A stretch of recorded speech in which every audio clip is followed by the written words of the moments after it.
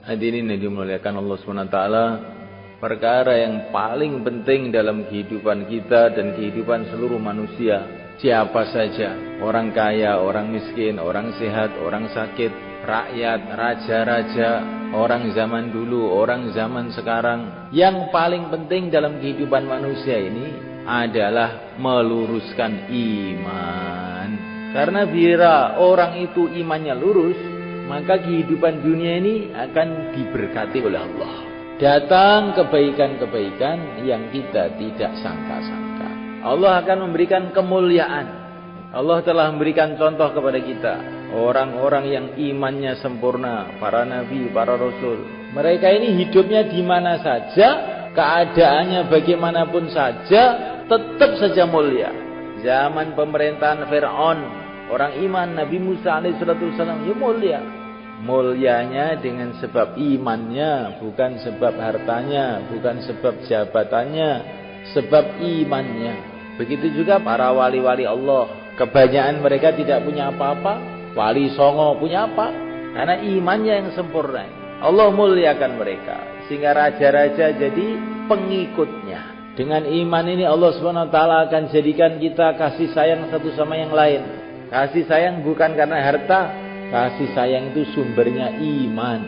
Bahkan kita lihat justru harta itu telah membuat perpecahan, membuat saling benci-membenci, membuat saling bunuh-membunuh. Maka orang yang berpikir bahwa harta benda menyatukan orang itu adalah tertipu. Sekarang itu perang di mana-mana gara-gara harta.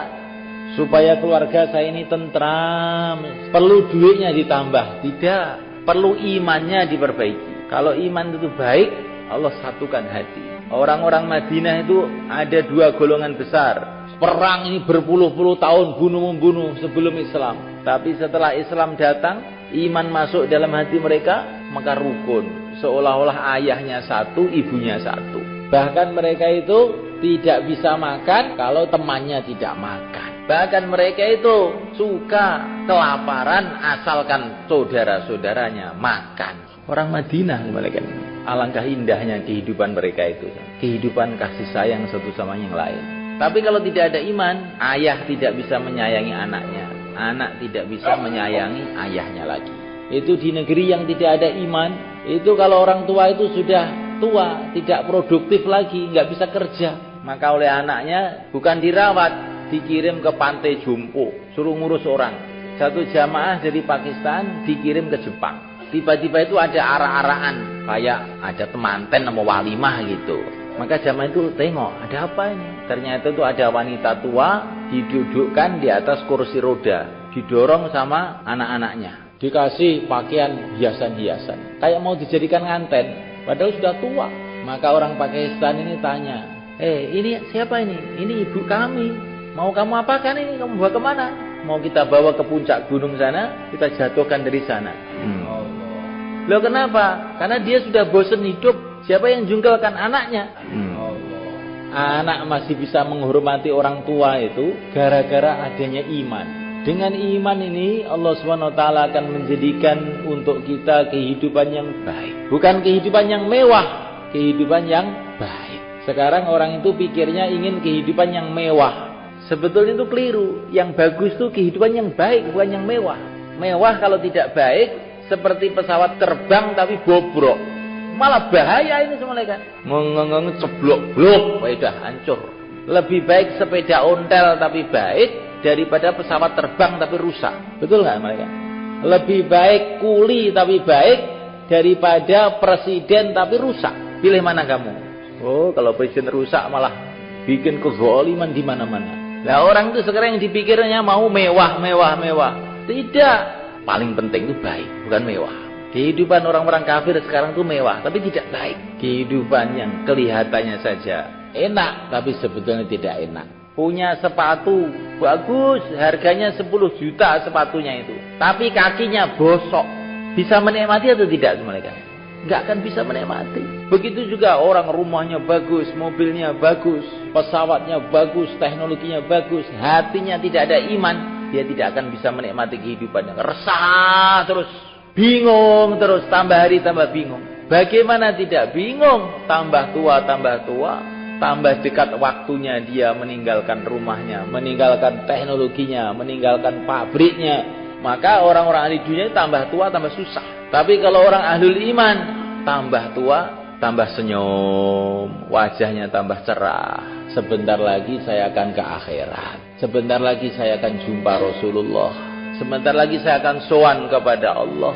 Ini kalau ada iman di dalam hati itu seperti itu sebenarnya.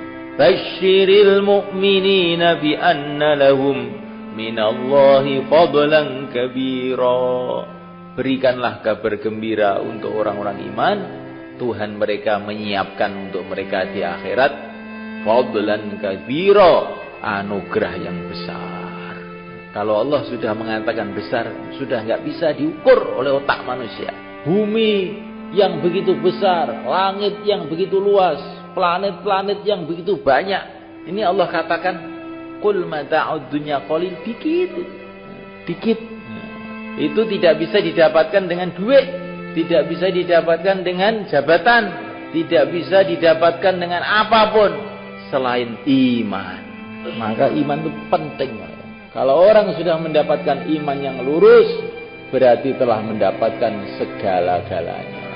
Bagaimana tidak? Dia telah menjadi kekasih Allah. Dia menjadi calon raja di surga Allah. Apalagi? Dia akan mendapatkan aisyatun radiyah, kehidupan yang memuaskan. Istana-istana dari emas, dari intan, dari berlian, sungai-sungai dari susu, dari madu. Dah nggak bisa dibayangkan indahnya. Orang ahli surga itu ganteng-ganteng semua, cantik-cantik semua. Kalau cantiknya seluruh wanita di dunia dikumpulkan jadi satu, itu baru 1% cantiknya bidadari di surga. Nah, bayangkan ini. Dalam kehidupan yang kekal abadi selama-lamanya. Tapi setan ini menipu kita. Yang penting itu dunia, yang penting duit, yang penting itu iman. Semua usaha yang selain usaha memperbaiki iman, itu akhir-akhirnya adalah kosong, nul, putul. Kamu bangun bagaimana dunia ini? Akhirnya apa? Israel datang, kerikil satu pun tidak akan tersisa. Bagaimanapun kamu rawat anak kamu, istri kamu, badan kamu, tiap hari makan sehat, olahraga, dokter-dokter spesialis kumpulkan, Israel datang, buyar semua. Barulah waktu itu orang-orang dunia paham bahwa dunia ini tidak ada nilainya, tidak pantas dibangga-banggakan, tidak pantas diagung-agungkan, bahkan dipikirkan saja itu rugi. Mikir akhirat sedikit saja kita sudah dapat pahala. Kalau mikir dunia, dapat apa kita? Dapat sumpek, dapat kerisauan dunia. Maka kita ini kerja di sawah, kerja di ladang, nggak usah dipikir, biasa aja kerja. Yang dipikir akhirat saja. Nah, insyaallah kan.